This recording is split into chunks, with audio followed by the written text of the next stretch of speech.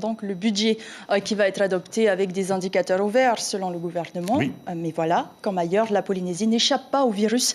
L'épidémie de Covid repart après plusieurs semaines de reflux. Peu de formes graves se développent, mais elles incitent au rappel de vaccination et aux gestes barrières. Reste à savoir si les Polynésiens sont prêts. On fait le point avec Lucille Guichet-Tirao et Teva Luvra. 72 nouveaux cas en 48 heures et 3 hospitalisations à Tahiti et Raiatea. La reprise épidémique du Covid-19 se confirme en Polynésie. Tu demandes? Je sais pas, hein. J'ai entendu. Oui, on a entendu parler à la télé par M. Pogna. Pour l'heure, peu de formes graves se développent. Toutefois, les autorités sanitaires insistent sur les rappels de vaccination et les gestes barrières, particulièrement pour les plus de 60 ans et les personnes avec des comorbidités. J'ai 63 ans, on me demande d'être vacciné, je n'ai jamais été vacciné. Et ce n'est pas aujourd'hui que je serai vacciné. Question de sécurité, on ne sait jamais parce que le Covid, il ne va pas s'arrêter, il revient à un autre jour comme ça. C'est à nous à faire attention. Voilà, hein, ça veut dire quoi? Il ne faut pas seulement s'amuser et après on va aller juger le gouvernement. C'est à nous à faire attention. J'ai toujours porté le masque. Je crains, je sais que le virus est toujours là. Pendant ce temps-là, la Chine fait également face à une nouvelle vague épidémique, mais aussi de contestation, au cri de Xi Jinping démission. Des scènes inédites, les Chinois protestent contre la politique anti-Covid stricte qui impose quarantaine et QR code partout depuis 3 ans. Edouard Fritsch, la direction de la santé alerte, l'épidémie revient. Est-ce que vous pensez que les Polynésiens sont prêts à affronter une nouvelle vague, si nouvelle vague il y a? Ça dépend de nous. Ça fait pratiquement 2 mois que Daniel Pogna et son équipe informent de la situation. Et effectivement, le Covid n'a jamais disparu. Si nous avons été protégés, c'est parce que nous sommes protégés, parce que nous avons atteint 90% de taux de vaccination. Il faut revenir à l'essentiel. Si nous voulons échapper à cette crise du Covid, il faut continuer à nous vacciner. J'en suis à ma 5e dose et je ne veux pas rater. Dès que c'est possible, je le fais parce que je pense que la vaccination nous aura protégés. C'est ce qui nous a permis de relancer l'économie de ce pays depuis le mois de janvier dernier. Maintenant, il y a une poussée qu'il faudra effectivement que l'on réintègre ces centres de vaccination que nous ouvrons à la présidence ou ailleurs.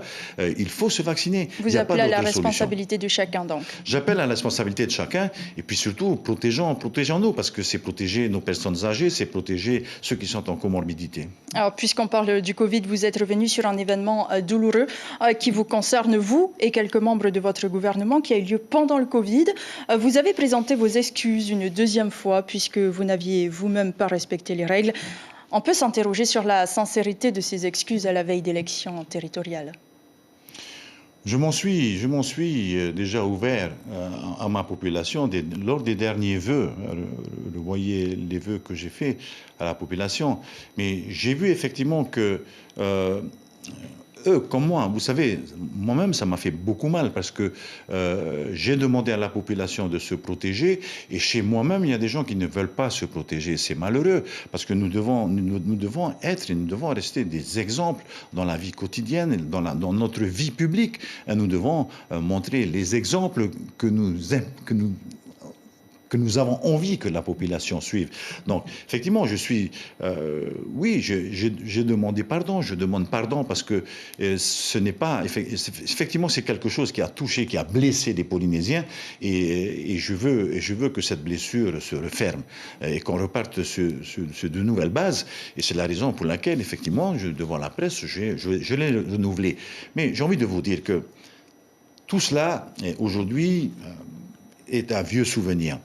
Ce qu'il faut que l'on prépare aujourd'hui, c'est malgré tout l'avenir. Vous reparlez du Covid, mais je suis très préoccupé, par exemple, par l'inflation qui se développe autour de nous. Je suis très préoccupé par la guerre en Ukraine parce que ça aura nécessairement des conséquences économiques chez nous. Enfin, il y a tellement de sujets sur lesquels nous devons nous orienter et nous concentrer, car c'est toujours pareil, c'est l'avenir de nos enfants qu'il faut que nous préparions vaccination dès aujourd'hui. Vous inquiétez de ces personnes dans votre entourage qui doivent donner l'exemple. Pour autant, aujourd'hui, il y a encore des membres de votre gouvernement qui ne sont pas vaccinés. Est-ce que vous allez les inciter, comme vous incitez aujourd'hui les Polynésiens à se rendre dans les centres de vaccination? J'incite tout le monde en permanence à se vacciner et je montre l'exemple moi-même. Et ceci dit, comme il vient d'être dit à la télévision, certains ne veulent pas, ils ne veulent pas se vacciner.